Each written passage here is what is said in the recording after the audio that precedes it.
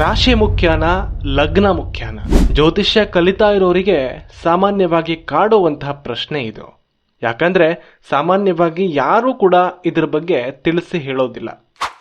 ಯೂಟ್ಯೂಬ್ನಲ್ಲಿ, ನ್ಯೂಸ್ ಪೇಪರ್ಗಳಲ್ಲಿ ಅಷ್ಟೇ ಯಾಕೆ, ಪ್ರತಿದಿನ ಟಿವಿಯಲ್ಲಿ ಬರುವಂತಹ ಜ್ಯೋತಿಷಿಗಳು ಕೂಡ ಕನ್ಯಾ ರಾಶಿಯವರಿಗೆ ಈ ದಿನ ಶುಭ, ಮೇಷರಾಶಿಯವರಿಗೆ ಹಣಕಾಸಿನ ವಿಷಯದಲ್ಲಿ ಲಾಭ, ಧನಸ್ಸು ರಾಶಿಯವರಿಗೆ ಕಷ್ಟ, ಕುಂಭರಾಶಿಯವರು ಜಾಗೃತೆಯಾಗಿರಬೇಕು, ಈ ರೀತಿಯಾಗಿ ರಾಶಿಯನ್ನ ಆಧರಿಸಿ ಹೇಳ್ತಾರೆ. ಅದೇ ರೀತಿ ಇನ್ನು ಕೆಲವೊಂದು ಯೂಟ್ಯೂಬ್ಗಳಲ್ಲಿ ಜ್ಯೋತಿಷ್ಯರು ಲಗ್ನದಲ್ಲಿ ಗುರು ಇದ್ರೆ ಶುಭ, ಶನಿ ಇದ್ರೆ ಅಶುಭ, ಚಂದ್ರ ಇದ್ರೆ ಒಳ್ಳೇದು, ರಾಹು ಇದ್ರೆ ಕೆಟ್ಟದ್ದು ಅಂತ ಹೇಳೋದನ್ನ ಕೂಡ ನೀವು ಕೇಳಿರ್ತೀರ. ಹಾಗಾದ್ರೆ ಯಾವುದನ್ನ ನಂಬಬೇಕು, ಯಾರನ್ನ ನಂಬಬೇಕು? ರಾಶಿಯನ್ನ ಬಳಸಿ ಹೇಳೋರನ್ನ ನಂಬೇಕಾ ಅಥವಾ ಲಗ್ನವನ್ನ ಆಧರಿಸಿ ಹೇಳೋರನ್ನ?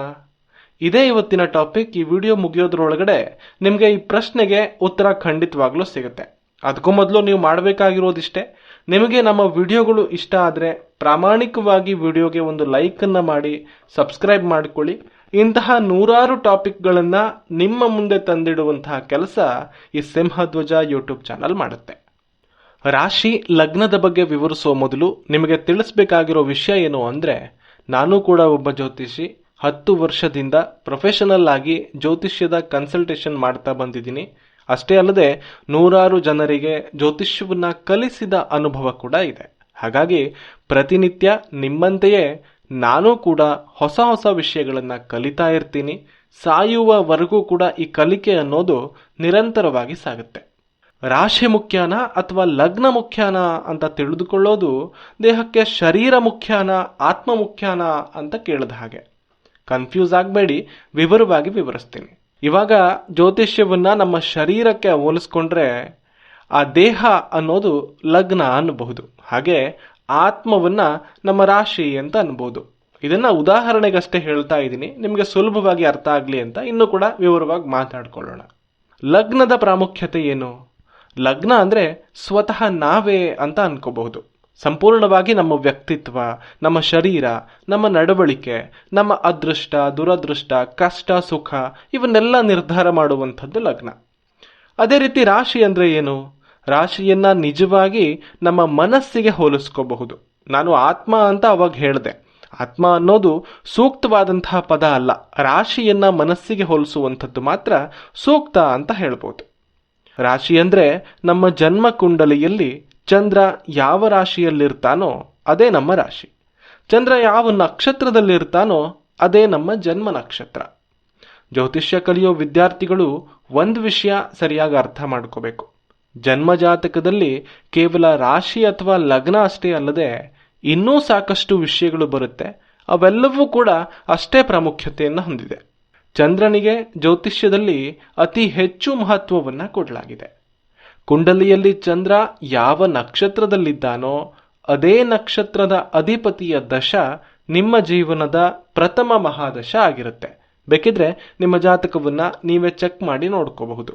ನಿಮ್ಮದು ಶತಭಿಷ ನಕ್ಷತ್ರ ಆಗಿದ್ರೆ ನಿಮಗೆ ಮೊದಲ ದಶ ಅಂದ್ರೆ ನೀವು ಹುಟ್ಟಿದ ಸಮಯದಲ್ಲಿ ರಾಹು ದಶ ಇರಲೇಬೇಕು. ಅದೇ ರೀತಿ ನೀವು ಅನುರಾಧ ನಕ್ಷತ್ರದಲ್ಲಿ ಜನಿಸಿದ್ರೆ ನಿಮಗೆ ಮೊದಲ ಮಹಾದಶ ಅನುರಾಧ ನಕ್ಷತ್ರದ ಅಧಿಪತಿಯಾಗಿರುವಂತಹ ಶನಿ ಮಹಾದಶಾನೇ ಆಗಿರುತ್ತೆ. ಅಶ್ವಿನಿ ಮಖ ಮೂಲ ನಕ್ಷತ್ರಗಳಲ್ಲಿ ಜನಿಸಿದ್ರೆ ಕೇತು ದಶಾನೇ ನಿಮ್ಮ ಮೊದಲ ಜನ್ಮದಶ ಆಗಿರುತ್ತೆ. ನೀವು ಹುಟ್ಟುವಾಗ ಇದ್ದ ಮಹಾದಶ ಅದೇ ಆಗಿರುತ್ತೆ. ಅಂದ್ರೆ ನಿಮ್ಮ ಜಾತಕದಲ್ಲಿ ನಡೆಯುವ ದಶಾಗಳನ್ನ ನಿರ್ಧಾರ ಮಾಡೋದು ಚಂದ್ರನ ಸ್ಥಿತಿಯ ಆಧಾರದ ಮೇಲೆ. ಹಾಗಂತ ಚಂದ್ರನ ಪ್ರಾಮುಖ್ಯತೆ ಇಲ್ಲಿಗೆ ಮುಗಿತಾ ಅಂದ್ರೆ ಖಂಡಿತವಾಗ್ಲೂ ಇಲ್ಲ. ವಿಂಶೋತ್ತರಿ ದಶ ಹೇಗೆ ಒಂದು ಟೈಮ್ ಪೀರಿಯಡ್ ಆಗಿದೆಯೋ ಅದೇ ರೀತಿ ಗೋಚಾರ ಕೂಡ ಒಂದು ಟೈಮ್ ಪೀರಿಯಡ್. ಇದನ್ನ ಕೂಡ ನಿರ್ಧಾರ ಮಾಡುವಂಥದ್ದು ಚಂದ್ರನಿಂದಾನೆ. ಅಂದ್ರೆ ನಿಮಗೆ ಸಾಡೆ ಸಾತಿ, ಅರ್ಧಾಷ್ಟಮ ಶನಿ, ಪಂಚಮ ಶನಿ, ಅಷ್ಟಮ ಶನಿ ಹೀಗೆ ಯಾವುದೇ ರೀತಿಯ ಶನಿಕಾಟ ನಡೀತಾ ಇದೆಯಾ ಅಥವಾ ನಿಮಗೆ ಗುರುಬಲ ಇದೆಯಾ ಇಲ್ಲವಾ, ಯಾವುದೇ ಶುಭ ಕಾರ್ಯಗಳಿಗೆ ಮುಹೂರ್ತ ನೋಡಬೇಕಾ, ಇದೆಲ್ಲದಕ್ಕೂ ಕೂಡ ಚಂದ್ರನ ಆಧಾರದಲ್ಲೇ ನೋಡಲಾಗುತ್ತೆ. ಇದೇ ಆಧಾರದ ಮೇಲೆ ಮದುವೆ, ನಾಮಕರಣ, ಅಕ್ಷರಾಭ್ಯಾಸ, ಗೃಹ ಪ್ರವೇಶ ಎಲ್ಲದಕ್ಕೂ ಮುಹೂರ್ತವನ್ನ ಕೂಡ ಇಡಲಾಗುತ್ತೆ.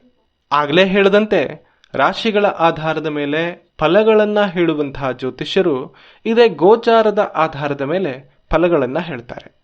ಅಂದ್ರೆ ಖಂಡಿತ ಇದು ಪ್ರತಿಯೊಬ್ಬರ ಜಾತಕಕ್ಕೂ ಅನ್ವಯ ಆಗಲೇಬೇಕು ಅಂತೇನಿಲ್ಲ. ನೋಡಿ, ಇಲ್ಲೊಂದು ಸೂಕ್ಷ್ಮ ಇದೆ. ಯಾಕಂದ್ರೆ ಇರೋದು ಕೇವಲ 12 ರಾಶಿಗಳು. ಇದರಲ್ಲಿ ನೂರಾರು ಕೋಟಿ ಜನರ ಜೀವನದ ಪ್ರಿಡಿಕ್ಷನ್ಗಳನ್ನ ಹೇಳೋದಕ್ಕಂತೂ ಸಾಧ್ಯ ಇಲ್ಲ. ಒಂದೇ ರಾಶಿಯವರು ಕೋಟ್ಯಾಂತರ ಜನ ಇರುವಾಗ ಅವರೆಲ್ಲರಿಗೂ ಒಂದೇ ರೀತಿಯ ಘಟನೆಗಳು ನಡೆಯೋದಕ್ಕೆ ಸಾಧ್ಯ ಇಲ್ಲ ಅಲ್ವಾ? ಇದನ್ನ ಜನರಲ್ ಪ್ರಿಡಿಕ್ಷನ್ ಆಗಿ ತೆಗೆದುಕೊಳ್ಳಬಹುದು ಅಷ್ಟೆ. ಆದ್ರೆ ಲಗ್ನ ಅನ್ನೋದು ಹಾಗಲ್ಲ. ಲಗ್ನ ಅನ್ನೋದು ಗೇಮ್ ಚೇಂಜರ್. ರಾಶಿಗೆ ಹೇಳಿದ ಹಾಗೆ ಲಗ್ನದ ಆಧಾರದ ಮೇಲೆ ವಿಂಶೋತ್ತರಿ ದಶಾ ಪದ್ಧತಿ ಆಗಲಿ, ಗೋಚಾರ ಪದ್ಧತಿಗಳಾಗ್ಲಿ ಇಲ್ಲ. ಇದನ್ನ ಅರ್ಥ ಮಾಡ್ಕೊಳ್ಳುವಂತಹ ವಿಧಾನನೇ ಬೇರೆ. ಇದನ್ನ ಸ್ವಲ್ಪ ವಿವರವಾಗಿ ನಾವು ಅರ್ಥ ಮಾಡ್ಕೋಬೇಕು.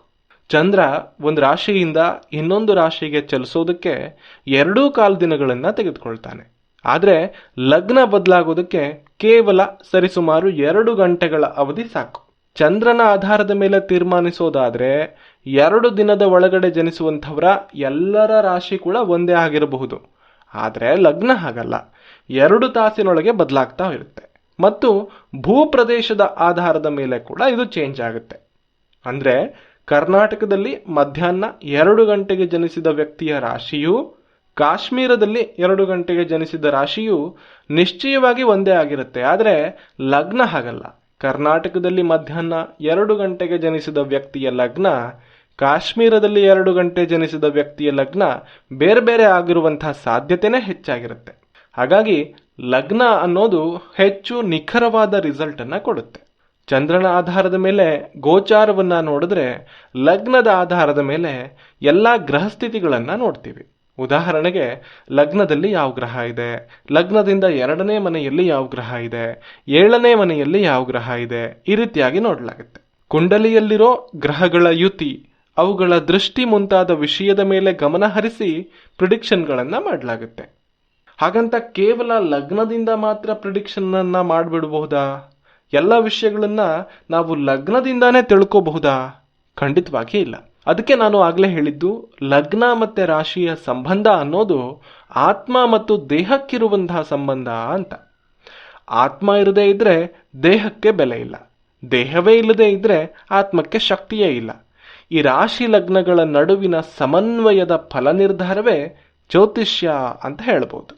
ಲಗ್ನವನ್ನ ನೋಡಿ ಲಗ್ನದ ಆಧಾರದ ಮೇಲೆ ಯಾವ ಯಾವ ಗ್ರಹಗಳು ಶುಭ ಸ್ಥಾನದಲ್ಲಿದೆಯೋ ಅಶುಭ ಸ್ಥಾನದಲ್ಲಿದೆಯೋ ಅನ್ನೋದನ್ನ ಗುರುತಿಸ್ಕೊಂಡು, ಚಂದ್ರನ ಆಧಾರದ ಮೇಲೆ ವಿಂಶೋತ್ತರಿ ದಶಾ ಲೆಕ್ಕಾಚಾರವನ್ನ ಮಾಡಿ ಯಾವ ಗ್ರಹದ ದಶಾ ನಡೀತಾ ಇದೆ, ಲಗ್ನಕ್ಕೆ ಆ ಗ್ರಹ ಶುಭ ಗ್ರಹವಾ ಅಥವಾ ಅಶುಭ ಗ್ರಹದ ದಶಾ ಆಗಿದೆಯಾ ಅನ್ನೋದನ್ನ ತಿಳಿದು, ಮತ್ತೆ ಚಂದ್ರನನ್ನ ಆಧರಿಸಿ ಗೋಚಾರದ ಫಲಗಳನ್ನ ಅರ್ಥ ಮಾಡಿಕೊಂಡು, ಜಾತಕದಲ್ಲಿ ರಾಜಯೋಗಗಳನ್ನ ಅರ್ಥ ಮಾಡಿಕೊಂಡು, ಒಟ್ಟಾರೆಯಾಗಿ ಈ ಎಲ್ಲ ವಿಷಯಗಳನ್ನ ಗಮನಿಸಿ ಅಳೆದು ತೂಗಿ ಮಾಡಬಹುದಾದ ಫಲ ನಿರ್ಧಾರ ಮಾತ್ರ ಸರಿಯಾದಂತಹ ಮಾರ್ಗ ಆಗಿದೆ. ವೈದಿಕ ಜ್ಯೋತಿಷ್ಯದಲ್ಲಿ ಪ್ರತಿ ಜ್ಯೋತಿಷ್ಯರು ಫಲ ನುಡಿಯೋದು ಈ ರೀತಿಯಲ್ಲಿ. ಕೇವಲ ರಾಶಿಯಿಂದ ನುಡಿಯೋದು ಗೋಚಾರವಷ್ಟೇ ಆಗತ್ತೆ. ಕೇವಲ ಲಗ್ನದಿಂದ ನುಡಿಯೋದು ವ್ಯಕ್ತಿಯ ಸ್ವಭಾವವಷ್ಟೇ ಆಗತ್ತೆ. ಇವೆರಡನ್ನ ಸೇರಿಸಿದಾಗ ಮಾತ್ರ ಸರಿಯಾದ ಫಲ ಸಿಗುತ್ತೆ. ಇನ್ನು ರಾಜಯೋಗಗಳ ಬಗ್ಗೆ ಮಾತನಾಡೋದಾದ್ರೆ ಅವುಗಳನ್ನ ಬಹುತೇಕ ಲಗ್ನದಿಂದಾನೂ ಬಹುತೇಕ ಚಂದ್ರನಿಂದಾನೂ ಕೂಡ ನಿರ್ಧಾರ ಮಾಡುವಂತಹ ಪದ್ಧತಿ ಇದೆ. ಜ್ಯೋತಿಷ್ಯದಲ್ಲಿ ಯಾವುದೂ ಹೆಚ್ಚಲ್ಲ, ಯಾವುದೂ ಕಡಿಮೆ ಕೂಡ ಅಲ್ಲ. ಪ್ರತಿಯೊಂದು ಚಿಕ್ಕ ವಿಷಯವೂ ಕೂಡ ಪ್ರಮುಖ ಪಾತ್ರವನ್ನ ವಹಿಸುತ್ತೆ. ಗ್ರಹಗಳ ಸ್ಥಿತಿ, ಗ್ರಹಗಳ ಯುತಿ, ಗ್ರಹಗಳ ಮೈತ್ರಿ, ಗ್ರಹಗಳ ಡಿಗ್ರಿ, ಗ್ರಹಗಳ ಅಸ್ತಂಗತ್ವ, ವಿಂಶೋತ್ತರಿ ದಶಾ, ಷಡ್ಬಲ, ಅಷ್ಟಕವರ್ಗ, ನಕ್ಷತ್ರಗಳು, ರಾಜಯೋಗಗಳು, ದುರ್ಯೋಗಗಳು, ಗ್ರಹಗಳ ವಕ್ರತ್ವ, ಗ್ರಹಗಳ ಸ್ವಭಾವ, ಗ್ರಹಗಳ ಕಾರಕತ್ವ, ಭಾವಗಳ ಕಾರಕತ್ವ, ರಾಶಿಗಳ ಕಾರಕತ್ವ, ಹೀಗೆ ಪ್ರತಿಯೊಂದು ವಿಷಯವೂ ಕೂಡ ಪ್ರಮುಖವಾಗುತ್ತೆ. ಇಷ್ಟೆಲ್ಲ ವಿಚಾರಗಳಲ್ಲಿ ಗೋಚಾರ ಕೂಡ ಒಂದು. ಕೇವಲ ರಾಶಿಯಿಂದ ಹೇಳುವಂತಹ ಫಲ ನಮಗೆ 100% ಫಲಗಳನ್ನ ತಿಳಿಯೋದಕ್ಕೆ ಸಾಧ್ಯ ಆಗೋದಿಲ್ಲ. ಸಂಪೂರ್ಣ ಜಾತಕವನ್ನ ನೋಡಿ ತಿಳಿದರೆ ಆ ಫಲ ಮಾತ್ರ ಸರಿಯಾದಂತಹ ವಿಧಾನದಲ್ಲಿ ಬಂದಿರುವಂಥದ್ದು. ಕೇವಲ ಗೋಚಾರ ಫಲ 5ರಿಂದ 10% ಮಾತ್ರ ಸರಿಯಾದ ರಿಸಲ್ಟ್ ಅನ್ನ ಕೊಡೋದಕ್ಕೆ ಸಾಧ್ಯ. ನಿಮಗೆ ಜ್ಯೋತಿಷ್ಯ ಕಲಿಕೆಯಲ್ಲಿ ಆಸಕ್ತಿ ಇದ್ರೆ ನಮ್ಮ ಜ್ಯೋತಿಷ್ಯ ತರಗತಿಯನ್ನ ಜಾಯಿನ್ ಆಗಬಹುದು.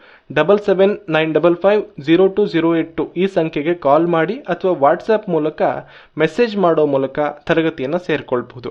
ಒಟ್ಟು 55 ತರಗತಿಗಳ ಈ ಕೋರ್ಸ್ ಆಗಿರುತ್ತೆ. ಇದರಲ್ಲಿ ಎಲ್ಲಾ ತರಗತಿಗಳ ವಿಡಿಯೋ ರೆಕಾರ್ಡಿಂಗ್ ಮತ್ತು ಆ ಕ್ಲಾಸ್ಗಳ ಲೈವ್ ಕ್ಲಾಸ್ಗಳು ಹಾಗೆಯೇ ಅದಕ್ಕೆ ಸಂಬಂಧಪಟ್ಟಂತಹ PDF-ಗಳು ಕೂಡ ನಿಮಗೆ ಸಿಗುತ್ತೆ. ಈಗ ಸ್ಕ್ರೀನ್ ಮೇಲೆ ಕಾಣಿಸ್ತಾ ಇರುವಂತಹ ಸಂಖ್ಯೆಗೆ ಕಾಲ್ ಅಥವಾ ಮೆಸೇಜ್ ಅನ್ನ ಮಾಡಿ ನೀವು ಈ ತರಗತಿಯನ್ನ ಸೇರ್ಕೋಬಹುದು. ಜೈ ಶ್ರೀರಾಮ್, ಹರ ಹರ ಮಹಾದೇವ್.